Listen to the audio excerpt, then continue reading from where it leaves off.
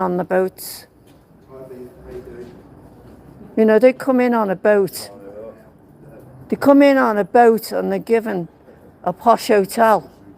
We got these men sleeping on the streets with nothing.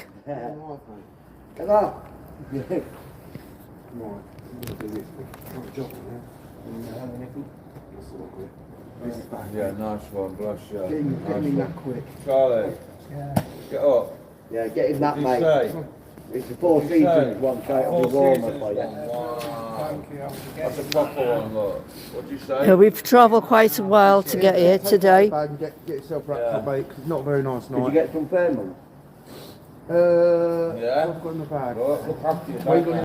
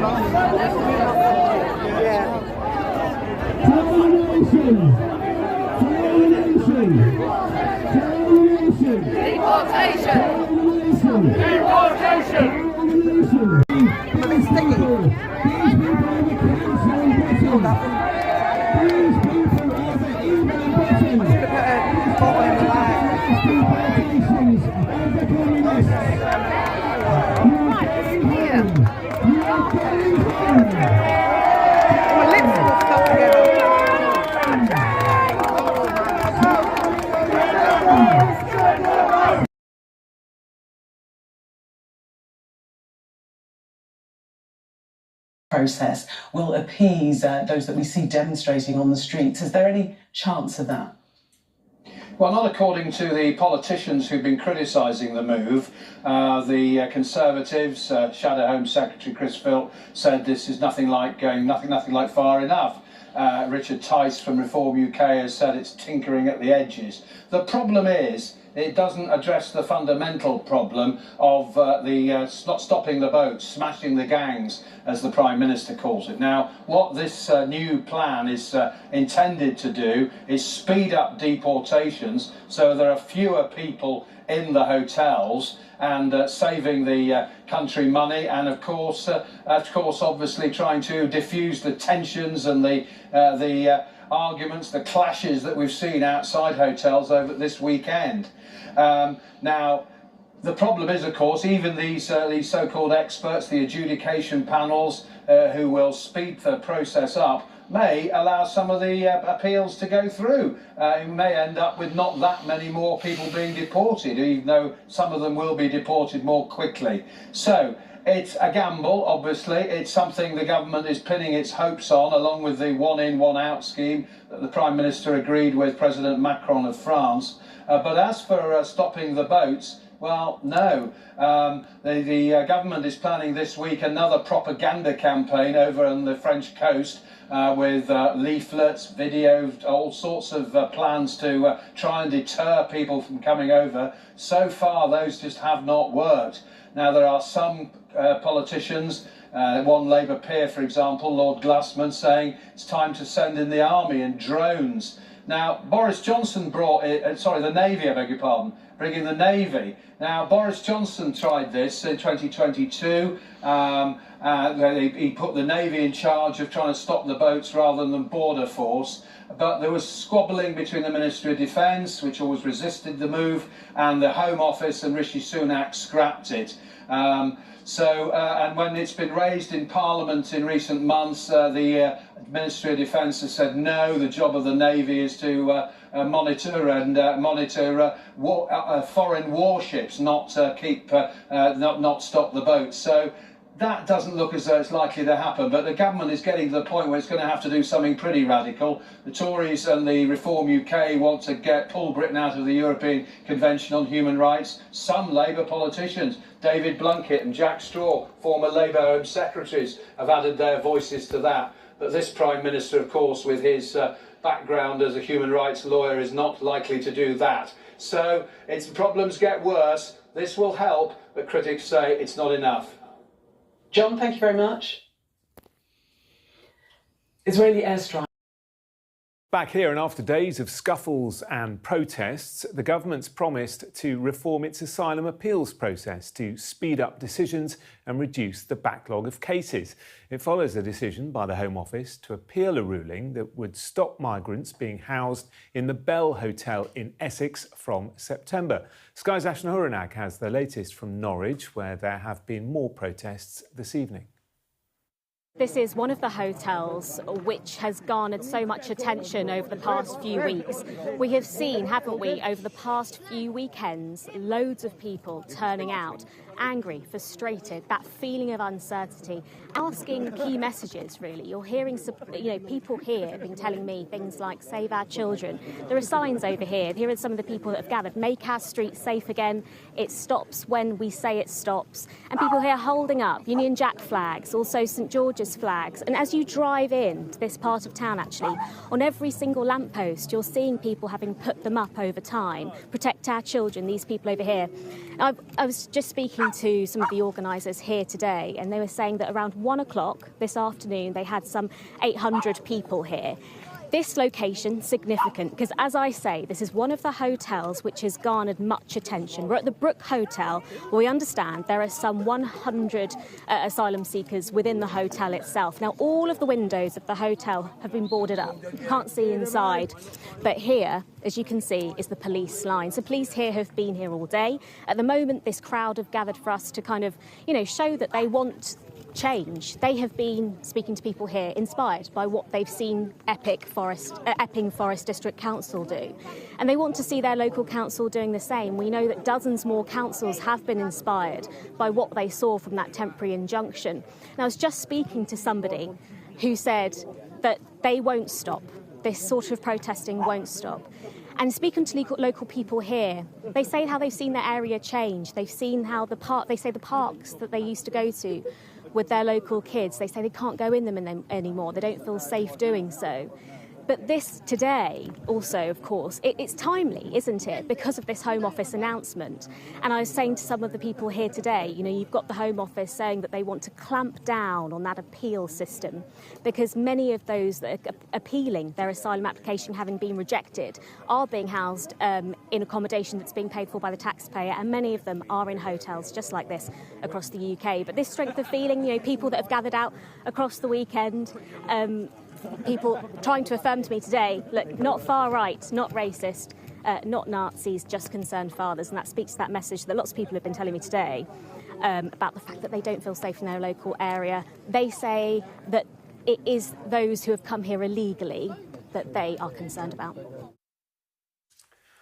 Ashna Horanag reporting from Norwich for us. Let's bring in our chief political correspondent, John Craig. The government obviously very worried about all of this, and they've announced these reforms to the appeals process. Yes, basically speed it up, a fast-track system they talk about. They signalled they wanted to do this in an immigration white paper back in May, but now we've got the details. They were just talking about bringing in legislation to try and speed up the process. So there will be legislation. Probably we'll hear more about that when Parliament's back next week. But what the Home Secretary has announced today is that basically they're going to scrap the system whereby appeals are heard by judges. They're going to create a commission, what they call professionally trained adjudicators. Well, they hope that it'll speed things up. There's always the possibility, of course, that these adjudicators might allow a lot of the asylum appeals, so they wouldn't achieve their objective of having fewer people in the hotels. Yvette Cooper says the backlog, which they hope to, if not clear, substantially reduce, is now £51,000. Sorry, 51,000 people, I beg your pardon. And they say, she says we inherited a system, asylum system in complete chaos. She says people were waiting for years on end. That's why we're taking practical steps.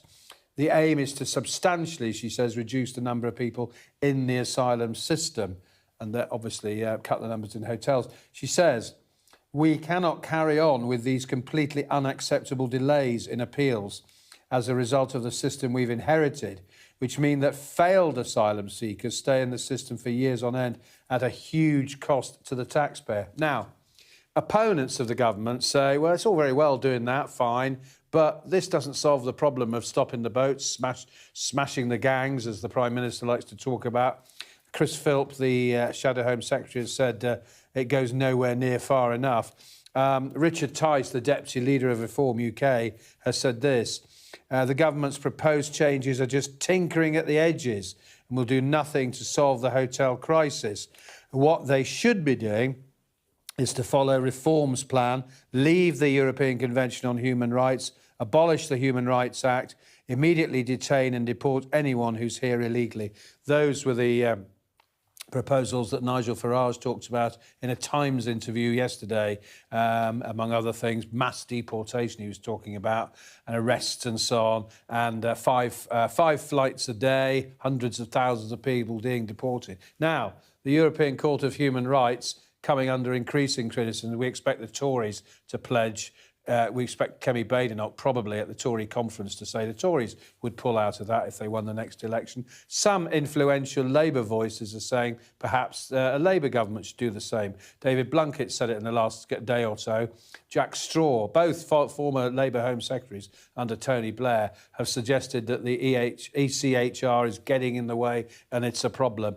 Keir Starmer, though, with his legal background as a human rights lawyer, I'm not sure he would want to go down that road. No. OK, John, thank you very much.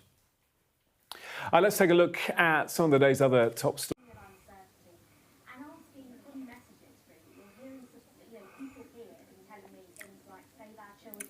are signs over here. Here are some of the people that have gathered. Make our streets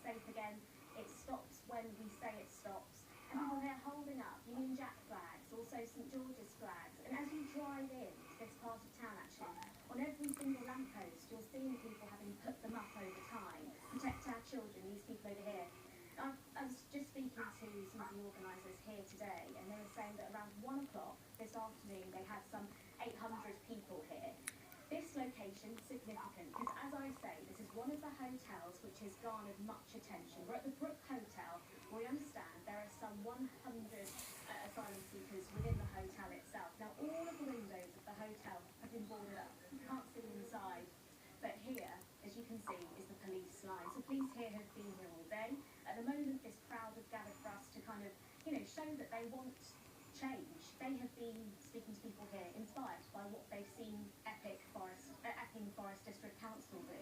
And they want to see their local council doing the same. We know that dozens more councils have been inspired by what they saw from that temporary injunction. Now, it's just speaking